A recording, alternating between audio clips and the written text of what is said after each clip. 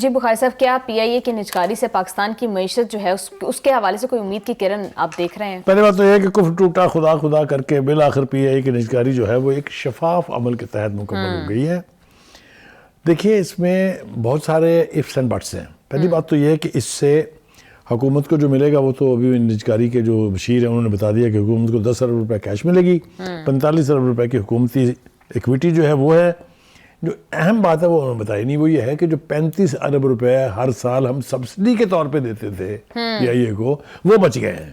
اور یہی وجہ تھی کہ آئی ایم ایف ہم پر پریشر ڈال رہا تھا کہ یہ جو پانڈے آپ کے ہیں جو آپ نہ آرگنائز کر سکتے ہیں, جو وائبل نہیں ہیں, ان کو پرائیویٹائز کریں تاکہ آپ کے اوپر سے لائبلٹی ختم ہو. ایک تو یہ.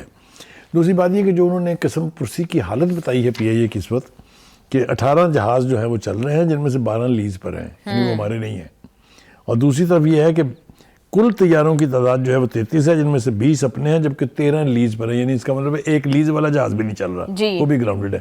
پتھیٹک تصویر ہے یہ, بہت ہی پتھیٹک تصویر ہے. Any way, having said that, دیکھیں دو باتیں جو ہیں کل ہم نے جو اپنے پروگرام میں کہی تھی اس کے اوپر آج مجھے بڑا ایک صبح پہلے تو انہوں نے سوتے ہوئے اٹھا دیا مجھے, انہوں نے بڑے سخت رد عمل کا اظہار کیا, ہمارے دوست نے شاہد صاحب.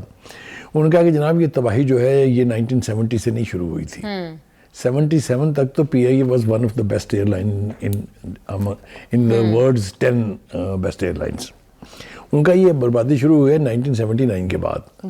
مطلب یہ ہے کہ وہ کھلے لفظوں میں یہ کہہ رہے تھے کہ بربادی کے ذمہ دار سیاسی جماعتیں نہیں ہیں بلکہ فوجی حکومتیں ہیں, کیونکہ وہ ضیاء الحق کا دور تھا نا اس کے بعد 79 کے بعد سے, اینی وے بلکہ 77 کے بعد سے.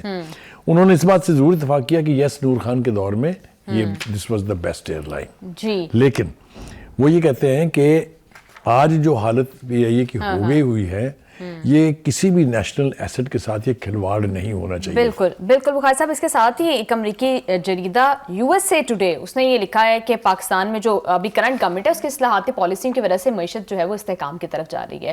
بخاری صاحب ہم دیکھ رہے ہیں کہ میکرو اکنامک لیول کے اوپر تو اشاریے بہتر ہو رہے ہیں, لیکن کیا آپ کو لگتا ہے کہ عام پبلک کی زندگی پر اس کا کوئی اثر پڑ رہا ہے؟ دیکھیں پہلی بات تو یہ ہے کہ ایک مائکرو اکنامکس ہوتی ہے, ایک یعنی اس سے بڑھ کے آپ چلیں. جو اصل بات ہے وہ یہ ہے کہ گراس روٹ لیول کے اوپر ایک عام آدمی کو اس کا فائدہ پہنچا ہے کہ نہیں پہنچا ہے. اس فائدے کا جس کی طرف آپ حوالہ دے رہی ہیں وہ اس جھگڑے سے اس کا کوئی تعلق نہیں کہ یہ مائکرو ہے یا میکرو اکانومی ہے.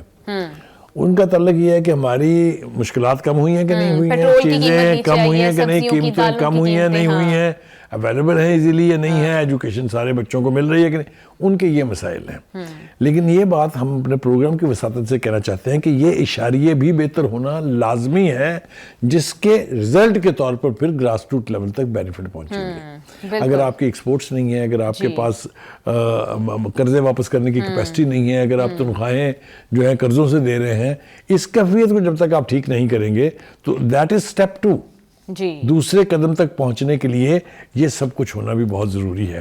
اور اس وقت پوری دنیا میں یہ تسلیم کیا جا رہا ہے کہ because of this governments policy صورتحال بہتر ہو رہی ہے. بالکل بخاری صاحب آپ ٹھیک کہہ رہے ہیں. Thank you so much sir for your analysis. Programme کا ٹائم ہو گیا ختم. سی یو آل ٹمورو. اللہ حافظ.